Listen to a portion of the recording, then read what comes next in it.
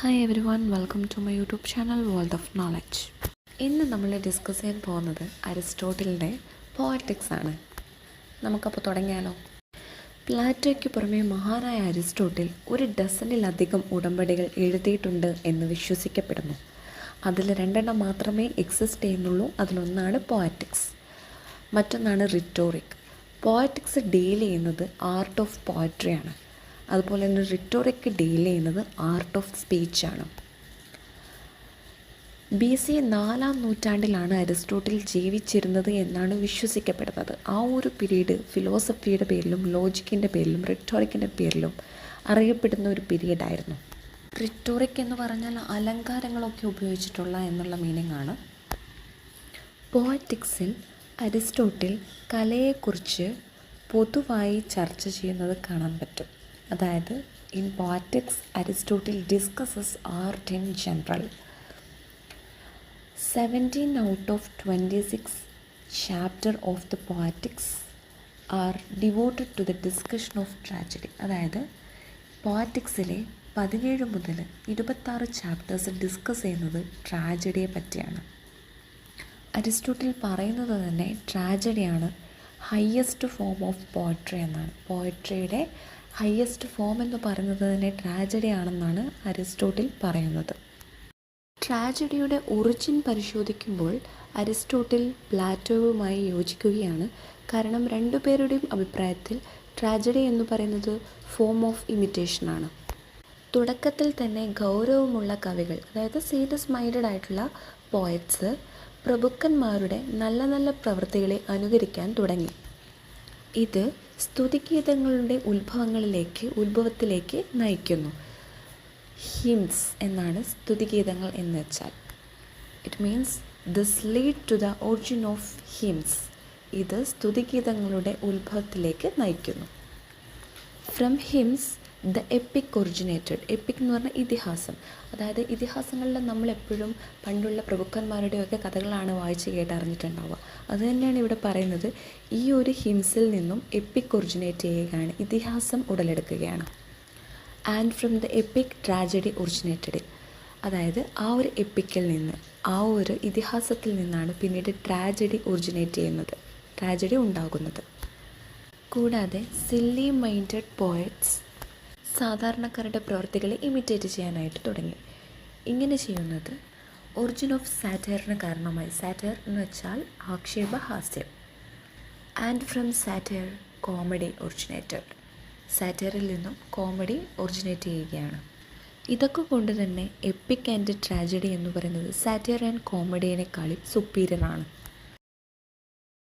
ഗൗരവമേറിയതും പൂർണ്ണവും ഒരു നിശ്ചിത അളവിലുള്ളതുമായ ഒരു പ്രവൃത്തിയുടെ അനുകരണം അല്ലെങ്കിൽ ഇമിറ്റേഷൻ എന്നാണ് അരിസ്റ്റോട്ടിൽ ട്രാജഡിയെ നിർവഹിക്കുന്നത്.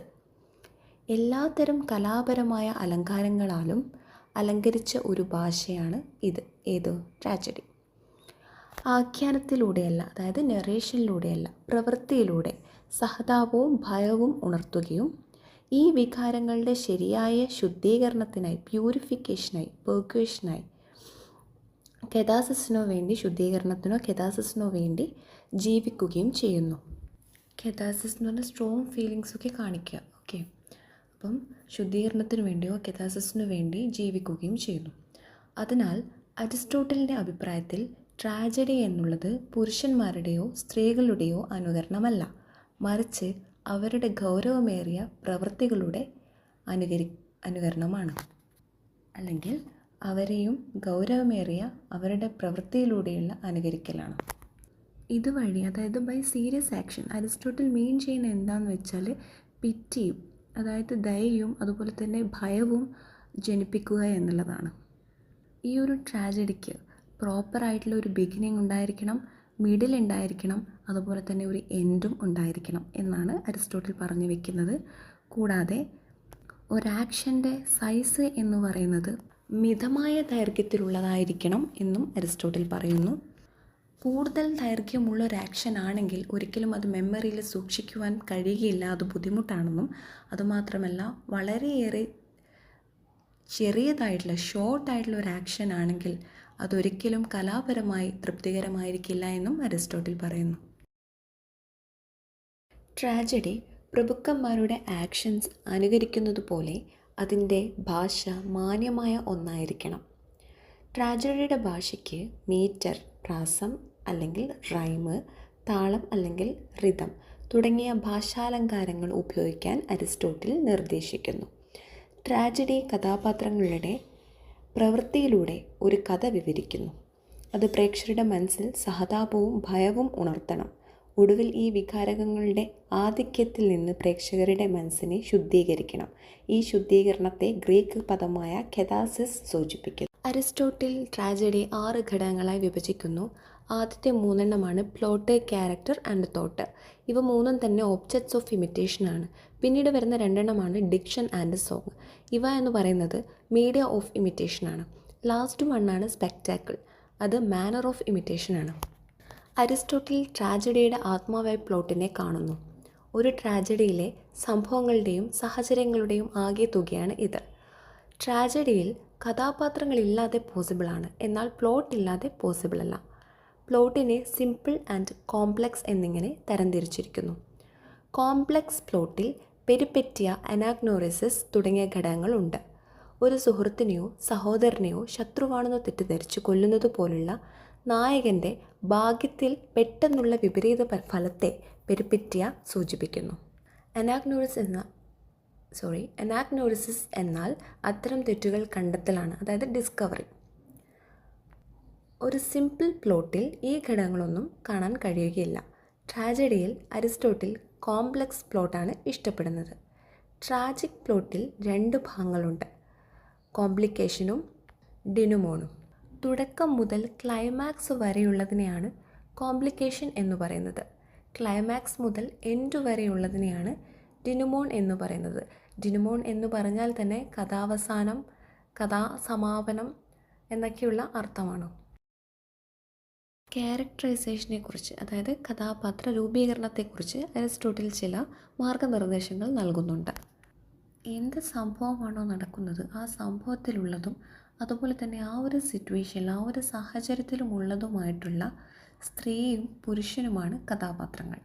ഒരു കഥാപാത്രത്തിന് ലൈക്ക്നെസ്, അതായത് സാദൃശ്യം, പിന്നെ ഔചിത്യം തുടങ്ങിയ സവിശേഷതകൾ ഉണ്ടായിരിക്കണം. ഒരു ട്രാജിക് ഹീറോയെ പറ്റി അരിസ്റ്റോട്ടിൽ അഭിപ്രായപ്പെടുന്നത് അവൻ അല്ലെങ്കിൽ അവൾ സമൂഹത്തിലെ കുലീനമായ ഒരു വിഭാഗത്തിൽ നിന്നുള്ള സ്നേഹമുള്ള, അതായത് ലവബിൾ ആയിട്ടുള്ള കഥാപാത്രമായിരിക്കണം എന്നും ഒരു നല്ല ഒരുത്തനായിരിക്കണം, ഒരു നല്ലൊരാളായിരിക്കണം എന്നും, പക്ഷേ ഒരിക്കലും പെർഫെക്റ്റ് ആവരുതുമെന്നുമാണ് അരിസ്റ്റോട്ടിൽ പറയുന്നത്. കഥാപാത്രങ്ങൾ ചിന്തിക്കുന്നതും അനുഭവിക്കുന്നതും എന്താണെന്ന് തോട്ട്സ് സൂചിപ്പിക്കുന്നു. അത് സംഭാഷണത്തിലൂടെയാണ് പ്രകടിപ്പിക്കുന്നത്. ഡിക്ഷൻ എന്നത് രചയിതാവ് തിരഞ്ഞെടുത്ത വാക്കുകളെയാണ് സൂചിപ്പിക്കുന്നത്.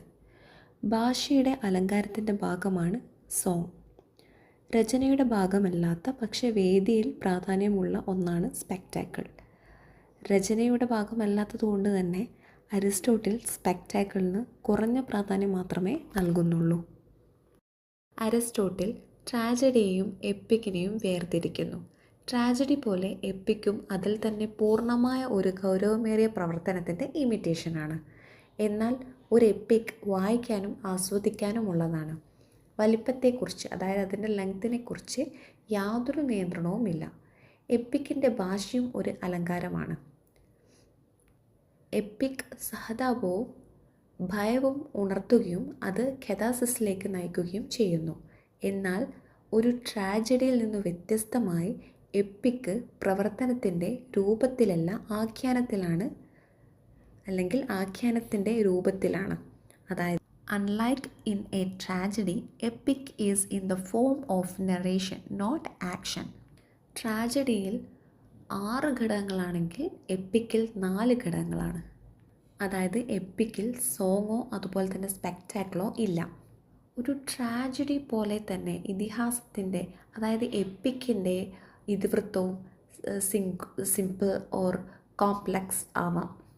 സൈസിലുള്ള ഫ്ലെക്സിബിലിറ്റി ഒരു എപ്പിക്കിൽ റൈറ്ററിന് ഒരു വലിയൊരു അഡ്വാൻറ്റേജാണ്. അതുകൊണ്ട് തന്നെ ഇത് ഇമ്പ്രൂവ് ചെയ്യാനായിട്ട് ഹെൽപ്പ് ചെയ്യും സബ് പ്ലോട്ട്സിനൊക്കെ. അതായത് മിഡിൽ നറേഷൻ ഒക്കെ നടത്താനായിട്ട് മെയിൻ പ്ലോട്ടിൽ സബ് പ്ലോട്ടിലുള്ള മാറ്റങ്ങൾ കൊണ്ടുവരാനും നറേഷനൊക്കെ നടത്താനായിട്ട് അത് ഹെൽപ്പ് ചെയ്യും. ഒരു എപ്പിക്ക് സ്റ്റോറി ലളിതമായിട്ട് സിമ്പിളായിട്ട് വിവരിക്കുന്നതിനാൽ അസംഭവ്യ സംഭവങ്ങളെയും ചിത്രീകരിക്കാൻ സാധിക്കും. അരിസ്റ്റോട്ടിലിൻ്റെ അഭിപ്രായത്തിൽ അസംഭവ്യ സാധ്യതകളേക്കാൾ സാധ്യതയുള്ള അസാധ്യതകളാണ് ഇഷ്ടപ്പെടുന്നത്. നെക്സ്റ്റ് 3 യൂണിറ്റീസിലോട്ടേക്ക് കിടക്കുമ്പോൾ ഈ 3 യൂണിറ്റുകളിൽ അരിസ്റ്റോട്ടിൽ ഇലാബറേറ്റ്ലി സംസാരിക്കുന്നത് യൂണിറ്റി ഓഫ് ആക്ഷനെ പറ്റിയാണ്. ഇത് വാദിക്കുന്നത് തന്നെ പ്ലോട്ടിൻ്റെ സിംഗുലാരിറ്റിക്ക് വേണ്ടിയാണ്. അരിസ്റ്റോട്ടിൽ പറയുന്നത് നായകൻ അല്ലെങ്കിൽ പ്രോട്ടോഗോണിസ്റ്റ് എന്ന് വിളിക്കുന്ന കേന്ദ്ര കഥാപാത്രത്തിൽ മാത്രമായിട്ട് പ്ലോട്ട് ഒതുങ്ങണം എന്നാണ്. അതുപോലെ തന്നെ unity of time and place, അത് രണ്ടും തന്നെ യൂണിറ്റ് ഓഫ് ടൈമും യൂണിറ്റ് ഓഫ് പ്ലേസും ഇൻ്റർ റിലേറ്റഡ് ആണ് എന്ന് പറയുന്നു. പരസ്പരം ബന്ധപ്പെട്ടിട്ട് ആണ് ഉള്ളത് എന്ന്. സ്ഥലങ്ങളുടെ മാറ്റത്തിനും അത്തരമൊരു മാറ്റത്തിന് എടുക്കുന്ന സമയത്തിനുമിടയിൽ ഒരു പൊരുത്തം ഉണ്ടായിരിക്കണമെന്ന് അരിസ്റ്റോട്ടിൽ നിർദ്ദേശിക്കുന്നു. നെക്സ്റ്റ് കോമഡിയെക്കുറിച്ച് സംസാരിക്കാം.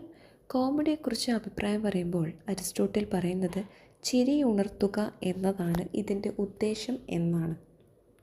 അരിസ്റ്റോട്ടിലിൻ്റെ പേഴ്സ്പെക്ഷനിൽ, അതായത് വീക്ഷണത്തിൽ, കോമിക് ചിരി പോസിറ്റീവാണ്.